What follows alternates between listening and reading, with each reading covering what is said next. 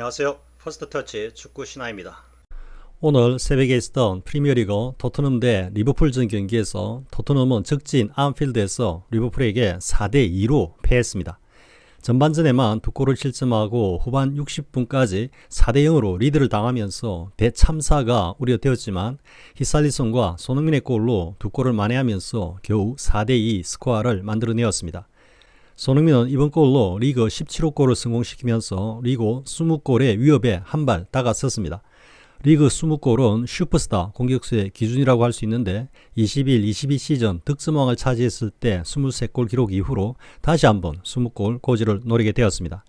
그리고 리버풀의 살라 역시 한 골을 추가하면서 리그 18호 골을 기록했는데 손흥민도 골을 기록하면서 아직까지 골 기록에서 손흥민이 단 한 번도 추월해보지 못한 살라의 골 기록을 추격하면서 추월의 가능성도 이어가고 있습니다.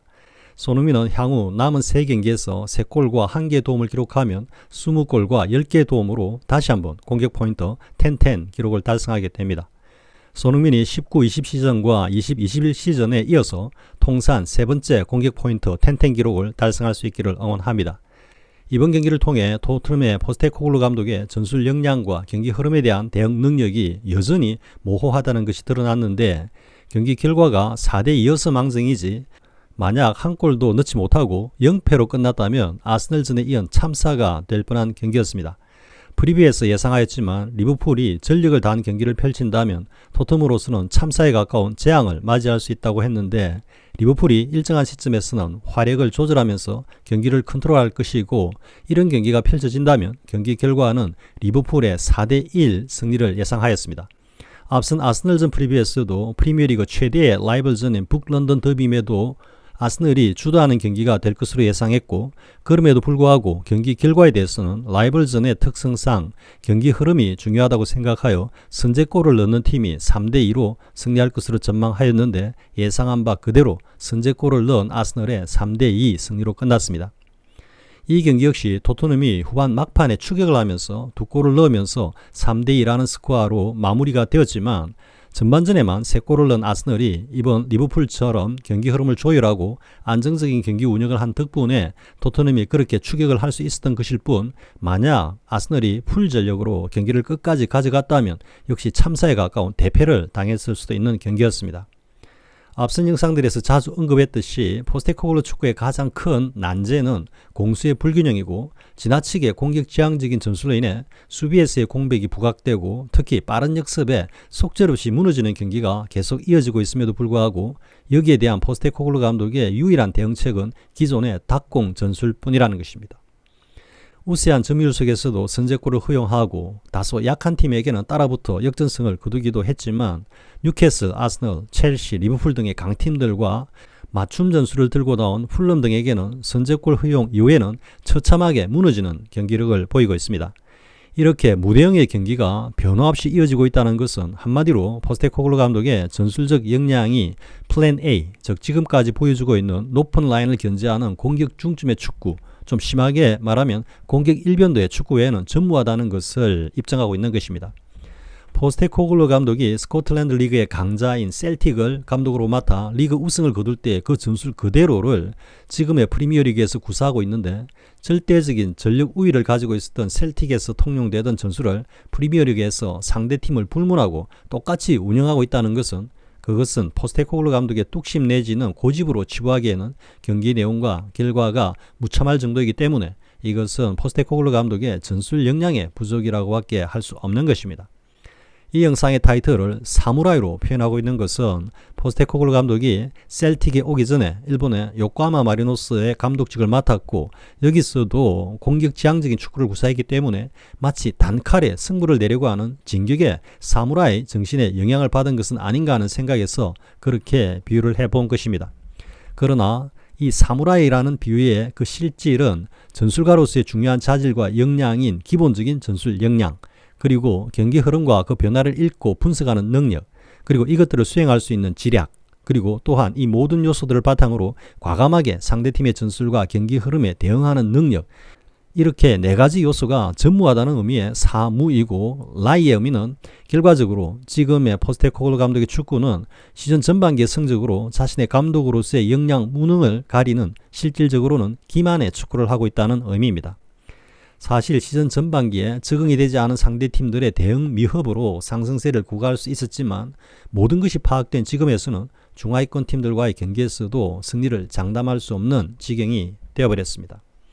다음 경기인 번리전은 번리가 강등권 경쟁을 하고 있는 팀이기도 하지만 번리가 토트넘의 약점을 적절하게 공략하는 경기력을 보인다면 토트넘이 무조건 승리한다고는 장담할 수 없다고 봅니다. 그리고 만약 번리전에서 승점 3점을 얻지 못하고 이어지는 그 다음에 맨시티전에서 다시 한번 참사에 가까운 패배를 당한다면 사실 포스테코글루 감독의 지도자로서의 생명에도 치명상이 될 수 있을 것입니다.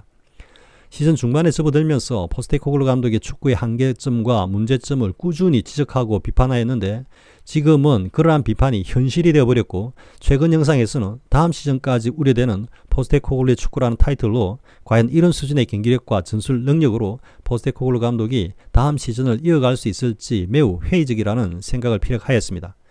만약 지금 성적이 5위가 아니라 7, 8위권이었다고 하면 풀럼전 3대0 패배 이후 이어진 경기들의 그 처참한 내용과 결과라면 이미 포스테코글루 감독의 경질설이 도마에 올라 있을 것입니다. 아스널전 패배와 리버풀전 패배가 상대팀들의 경기 조율에 의해 반격의 기회를 얻을 수 있었고 또 추격하여 각각 2골을 만회하는 투혼을 보였기 때문에 이른바 졌지만 열심히 싸웠다라는 평가를 받을 수 있다고도 하겠지만 그 실질을 보면 이 두 경기는 이른바 참사였습니다. 아스널에게 3대0, 리버풀에게 4대0으로까지 몰린 그 자체가 이를 증명하고 있는 것이고 그 이후에 토트넘이 2골을 만회한 것은 상대팀이 경기를 조율하거나 다소 방심한 것 때문에 가능하였던 것입니다. 이번 리버풀전에서 한 가지 희망을 보았다면 다행히 히살리송이 골을 기록하는 것은 물론 전체 경기력에서 활발한 모습을 보이면서 손흥민과 호흡을 맞추며 두 선수 모두 골을 기록한 것이었습니다.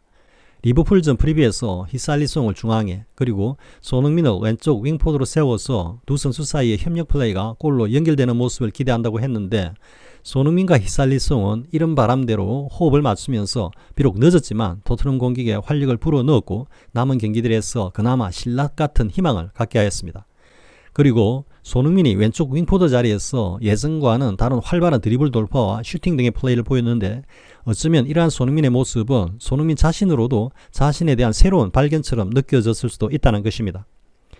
분데스리가 시즌 함부르크와 레버쿠젠에서 주로 왼쪽 윙포드로 경기에 나선 손흥민이었지만 이번 리버풀전처럼 그렇게 자주 또 그렇게 위력적인 드리블 돌파를 시도하지는 않았습니다. 흔히 알고 있는 손흥민의 매크로 동작인 좌우 위빙 후에 양발을 활용한 강력한 슈팅이나 크로스를 올렸는데 이번 리버풀전에서는 거의 탁치고 드리블이라고 할 수 있을 정도로 상당한 횟수의 드리블 돌파를 시도하였고 매우 성공적이면서 또한 위협적이었습니다. 기억으로는 이번 리버풀전이 손흥민이 윙포드로서 가장 많은 횟수의 드리블 돌파 시도를 한 경기인 것 같습니다. 그런데 손흥민의 이러한 돌파가 시도가 위력을 보인 것은 리버풀 수비수들의 역량 부족이라기보다는 크게 리드하고 있는 상황에서 다소 소극적인 수비를 했다고도 할 수 있지만 그것보다는 손흥민의 브랜드 파워, 즉 슈퍼스타로서의 위상이 상대 수비수에게 압박을 가했기 때문에 과감하게 손흥민을 방어하지 못한 결과로도 보입니다. 어떻게 보면 이번 시즌은 물론 다수 시즌을 거치면서 손흥민의 이런 적극적인 드리블 돌파를 거의 상대해보지 못했고 따라서 손흥민의 드리블 돌파 시도는 상대 수비수에게는 생소한 모습, 즉 전략적으로 전혀 대응 모델이 없는 공격 패턴이었다고 할 수 있기 때문입니다. 앞으로 남은 경기들에서도 손흥민의 이러한 드리블 돌파 시도는 자주 있을 것으로 보이고 손흥민의 이런 모습은 기대와 희망이 사라진 토트넘 경기에서 그 유일하게 우리 팬들이 즐기고 응원할 수 있는 요소라고 생각됩니다. 이번 리버풀전 패배는 포스테코글루 감독으로서는 다시 돌아올 수 있는 다리가 완전히 불타버린 것이라고 할 수 있습니다. 과연 다음 시즌 포스테코글루 감독을 토트넘 벤치에서 다시 볼 수 있을지는 회의적이라는 생각마저 듭니다. 아무튼 남은 경기들에서 손흥민이 폭발적인 드리블 돌파와 다량의 골과 공격 포인트를 올려주기를 바라는 마음만이 토트넘 경기를 지켜보는 유일한 이유가 되어버렸습니다. 시청해주셔서 고맙습니다. 구독과 좋아요를 주신 분들께 감사드립니다. 고맙습니다.